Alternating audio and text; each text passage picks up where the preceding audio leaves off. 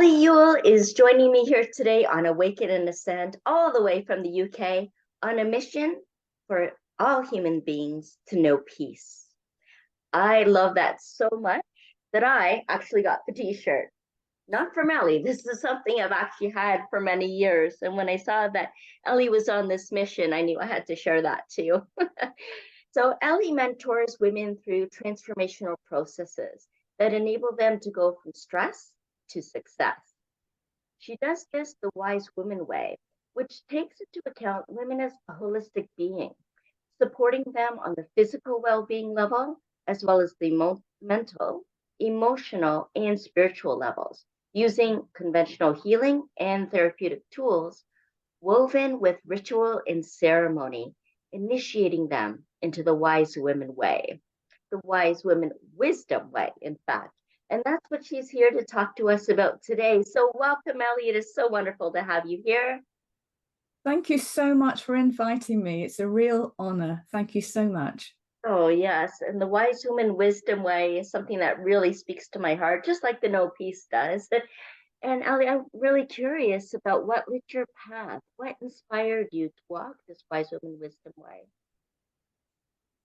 I come from an Irish background, and in my grandmother's day, my grandmother she had 21 pregnancies and all 16 survived. My daddy was the eldest. And the women were such strong women from that time. And so I grew up with really quite inspirational role models around me like that. And I never forgot that. I had a difficult childhood. My childhood wasn't easy. Unfortunately, my mother was an alcoholic, so I didn't have good representation there, although she was a very strong-willed woman. And then it's something that's been around me all the time. I have always been drawn to mature women. They have this inner wisdom. And then as I've grown myself and I've matured myself and working as a therapist for like nearly 40 years now, I realize that every woman is a wise woman within.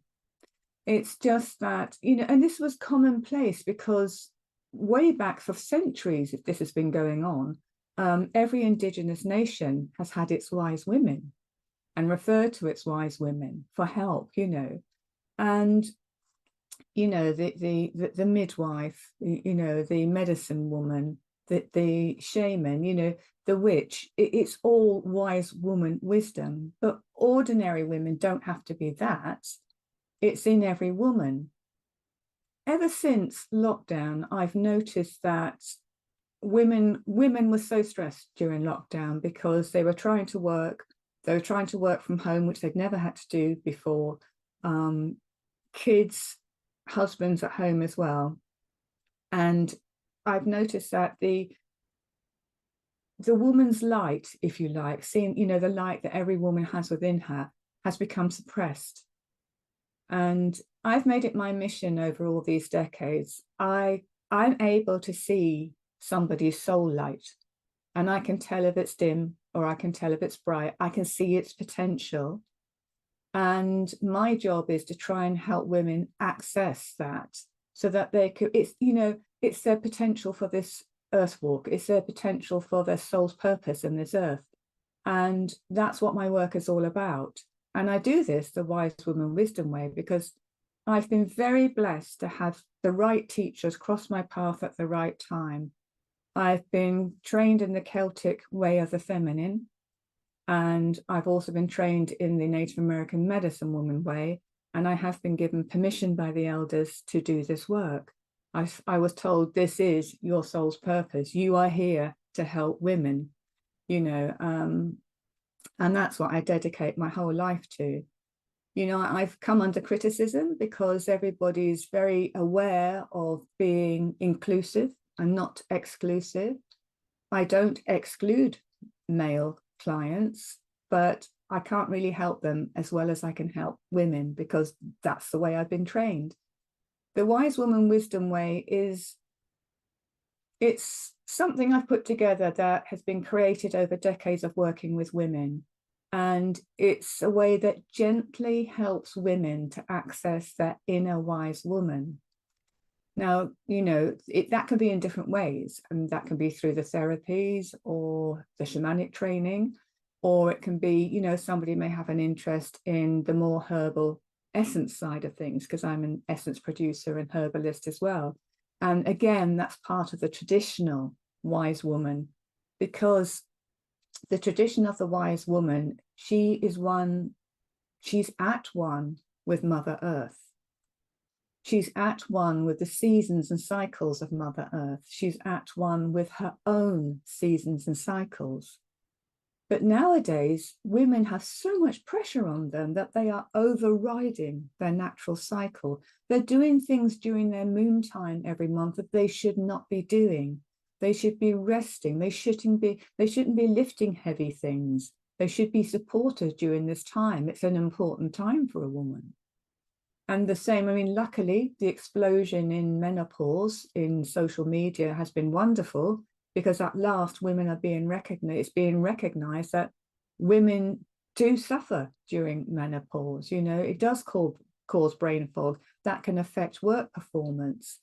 Whereas women like myself, we had to take days off work.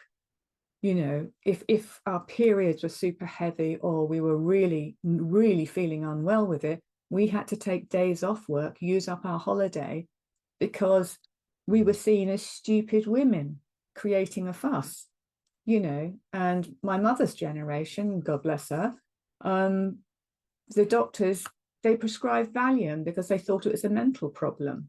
Wow. But we've come so far really in a short space of time, which is absolutely wonderful to see. But that's just one aspect of woman.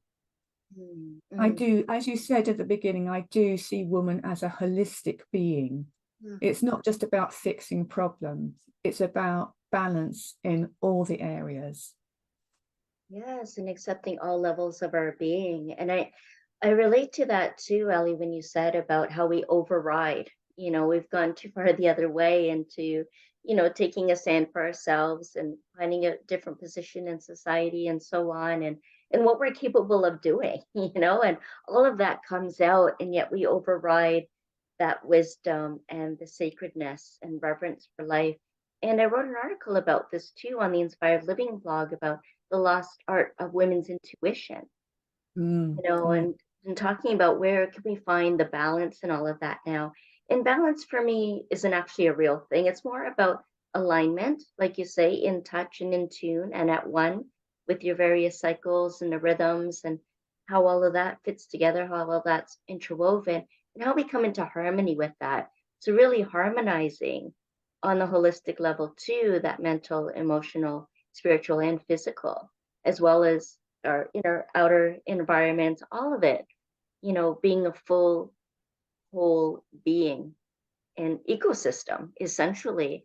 And it was interesting too how you spoke, Ellie, about how you recognize that wise women and individuals and can see their light and recognize their soul purpose. And how when you were being initiated into the different ways and being um, given permission to teach about it, to live it, to work with it, that you were also told that this was your soul's purpose. And it's interesting that it's often someone else who tells us what our soul's purpose is. We don't always see that for ourselves, do we? And so I'm interested to hear, Ellie, what you think about how people can recognize that inner wisdom, that inner light, their soul's purpose for themselves, and also how it shows up for you, how you know that it's someone's soul's purpose, or what happens with their light, how that shows up to know that this is the right path for them to be walking on, that it is aligned with who they are and what they came here to do. I'm an intuitive. I've been an intuitive since the day I was born. So I see, hear, feel. And that's the way I'm able to, I can meet somebody and it's almost like a instant download. I get an instant download about what's going on. Not every time with everybody, because that would be bonkers. But no, I do. I get, I don't know, it's just like an intuitive thing, like a download I get about people. Mm-hmm. And then it's completely intuitive, it's completely spirit led. I'm in my heart, I'm linked with their heart. And it's funny what you said about alignment. That's something I've noticed a lot in my work, particularly my essence work. Essences are fantastic for helping people get back into alignment. And sometimes they're aligned one way, but you need to be aligned vertically as well as horizontally. So somebody might appear vertically aligned, but when you look at their horizontal alignment, it's off slightly. And that's what needs bringing back into balance, you know. And again, you know, things like trauma that fractures the aura.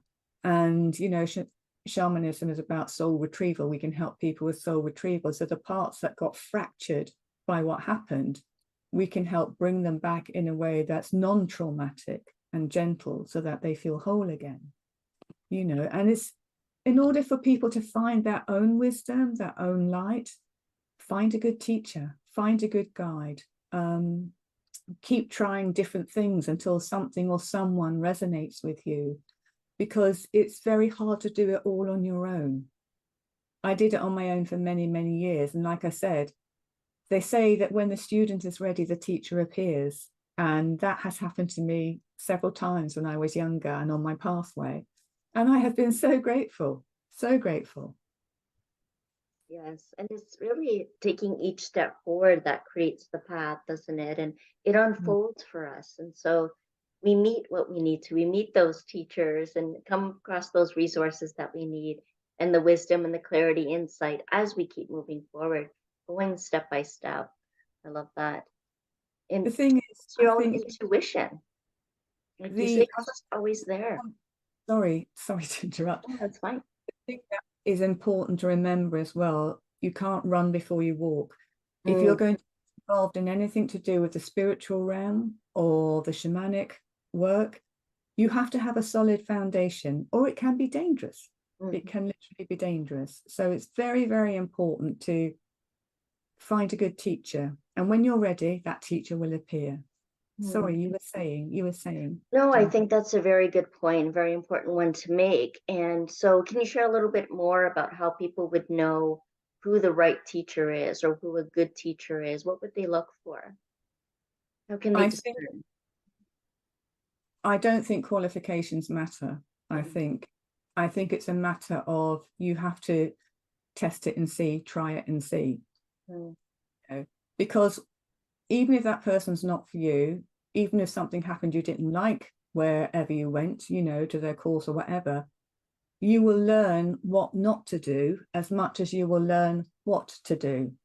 And sometimes the lessons that you learn about what not to do are the most important. In fact, my shamanic teacher, he said to me, Elly, you spent years learning what not to do. Don't you think it's time to find out what you do want to do? You become so aware of the power that's involved, and you want to be using it in the right way. And that's why I kept, you know, and he said, no, enough, you know enough. Now go do what you need to do. Yes, you know what? I had an African shaman tell me the same thing.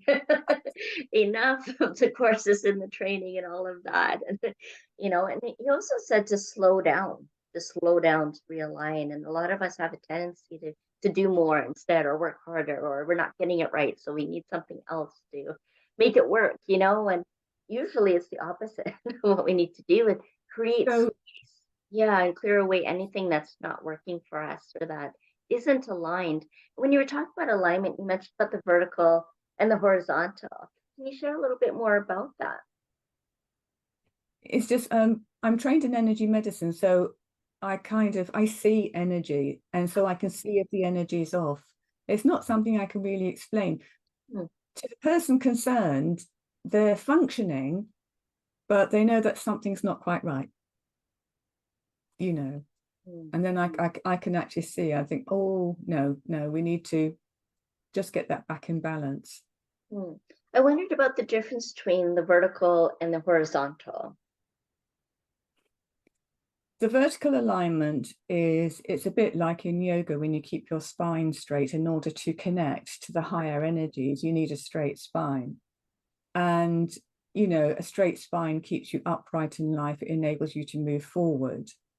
the horizontal line is one that people forget about. And that's where, because it crosses over the heart chakra and that area of the body, it's like what's not in alignment in the heart area. But it's not just the heart area. It can be to do with the aura. It can be do with the layers of the energy field as well. It's so unique to each person. You know, it's quite hard to explain because it's something I just sense and see. Yeah, and that shows up in that way. Yeah. Yes. Right. Okay.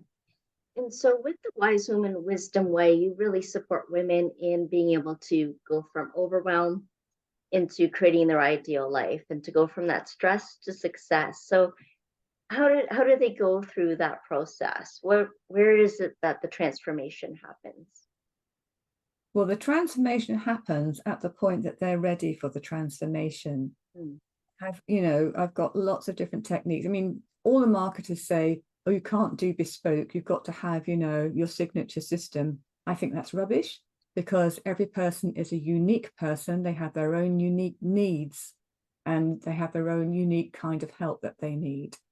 And so the Wise Woman Wisdom Way is a combination of everything that I do. And it's something that is, and it's wonderful to see actually, because when somebody works with you, it's not a quick fix. It's not a magic bullet. It takes time.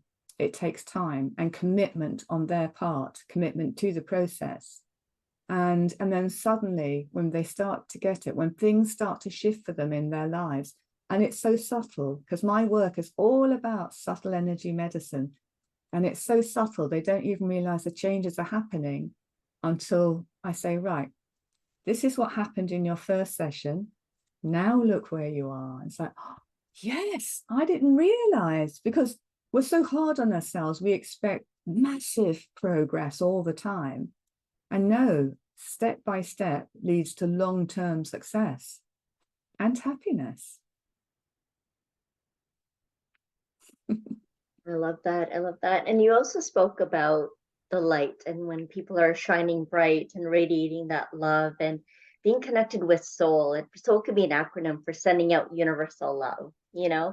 And I love the play on words. And the way I work with people too is invoking their passion to live their purpose. And the way I see passion, when you break up the word, it's pass I on. That I being your soul's expression of what you're here to pass on in this lifetime, that bright light that you see in people and can intuit and know that they're on the right path. And so I'm curious, Elly, when people want to connect with you, how they can do that and what they can expect when they set up a session with you or can explore your website or what is it that you're offering? There's a lot of information on my website, and it just gives you an idea of what I do. For more detail, I have a nice informal, a cuppa and a chat informally, just to see whether we connect and to see whether I can help them in the way that they want to be helped. And then we can discuss what packages would suit them, the length of time, the type of work that they need. And then I can obviously confirm that in email and, the more admin side of things. But the most important thing is that initial informal chat, because then we can decide if we're right for each other before we proceed. So there's no pressure on anybody at all. But yeah, if people are curious to find out more, they can just contact me through the website, or I'm on LinkedIn. If they want to contact me on LinkedIn, they're very welcome to. Thank you for sharing that and all that you offer. And I think that is important too. There's only so much information you can gather from someone's social media and the website. And it's beautiful to explore that and see, what might resonate. It's really about the connection too. Like you say, it's not so much about the credentials and all of the things, the bells and whistles. It's about how you connect with the person and what comes out through that relationship and what synergy is created once you start connecting, and that you can really learn from and grow from and go through what needs to be gone through so you can get to the other side of it, right? And so all of those ways of connecting with Elly and myself too will be in the video description below. Ah, so beautiful. I'm so glad that we connected, Elly. I know when we first had our cuppa that we could have talked for hours and hours and hours. Glad we got a chance to share this little bit of conversation with the world as well. And like you say, when the student is ready, the teacher appears. And so here we are. And if you're ready, then you can certainly connect with either one of us. And there's a nice guide to soul care and living with passion and purpose in the show notes as well. And Elly, is there any other wise women nuggets that you'd like to share with us today? Be the light, Mm. live the light, share the light, because there's still so much heaviness and darkness in our world at the moment. And what the world most needs is light. Even if you're just going to light a candle, you know, just focus on the light. Let that light bring you peace, you know, and let's all just not be afraid to shine our light in this world, because the world needs it. The world needs you. The world needs us. Yes. Yes, and that's something we can do today is light a candle for ourselves, the world, planet, each other. Beautiful. Thank you so much, Elly, for being here today. Oh, thank you. It's been an honor. Absolutely. And thank you to each and every one of you that have been tuning in on Awaken and Ascend. We'll see you all again next week. Bye for now.